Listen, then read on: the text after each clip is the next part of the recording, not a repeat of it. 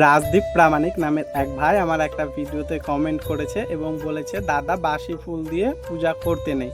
তো ভাই আমি কথাটা তোমাকে বলছি, কিছুদিন আগে কৌজাগরী লক্ষ্মী পূজা গেল, তো আমাকে বলতে পারবে কয়জন পুকুর থেকে ফুল তুলে এনে তারপরে মা লক্ষ্মীকে দিয়েছে? সবাই কিন্তু ওই কাকুর কাছ থেকে 15 টাকা অথবা 20 টাকা দিয়ে কিন্তু পদ্ম ফুল এনে মায়ের চরণে দিয়েছে, মা লক্ষ্মীর আরাধনা করেছে।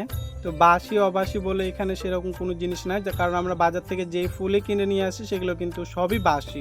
টাটকা ফুল কিন্তু আমরা বাজারে পাই না, আর বাজারের ফুল দিয়ে অধিকাংশ আমাদের বাড়িতে পূজা হয়।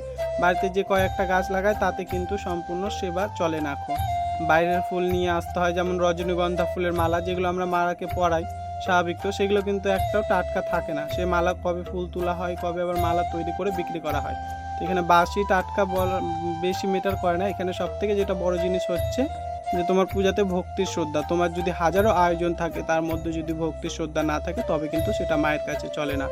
তুমি যদি হাজার রকমের ফল ফুল নিয়ে এসে মায়ের চরণে দিয়ে দাও, অথবা তাতে যদি ভক্তি শ্রদ্ধা না থাকে তবে কিন্তু সেটা মায়ের কাছে তুচ্ছ, সেটা মায়ের কাছে চলে না। তুমি যদি ভক্তি শ্রদ্ধা ভরে যদি একটা বনের ফুল নিয়ে এসেও মায়ের চরণে দাও না, তো সেই ফুলটাই মা কিন্তু গ্রহণ করে নেবে। আমরা যে সাধারণত যে বাজারে ফুল পাই সেগুলো কিন্তু একটাও টাটকা থাকে না। এখন তো গ্রীষ্মকাল জবা ফুল পাওয়া যাচ্ছে, কিছুদিন পরই কিন্তু শীতকাল পড়বে, তখন কিন্তু আর এই জবা ফুল ফুটবে না, তখন ওই গাঁদা ফুল কিনে নিয়ে এসে কিন্তু 2-3 দিন করে রেখে রেখে পূজা করতে হবে। অধিকাংশ মানুষ কিন্তু বাজার থেকে ফুল কিনে তারপরে মায়েদের সেবা করে, তাহলে তারা কি করবে বলো? এইখানে বাসি অবাসি বলে কোনো জিনিস হচ্ছে না। যে কোনো জিনিস আমি যতদূর জানি, যে কোনো ফুল আপনি 3 দিন রেখে কিন্তু পূজা করতে পারেন।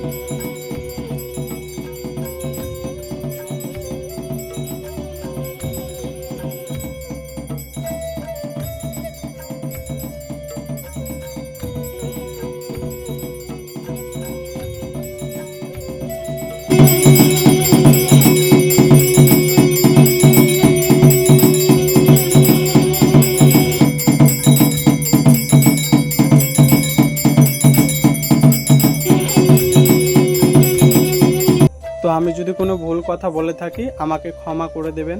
আপনাদের সাথে কথা বলতে বলতে এদিকে মায়ের সেবা সম্পূর্ণ হলো। মাকে দেখতে কেমন লাগছে সবাই অবশ্যই কমেন্টে জানাবেন।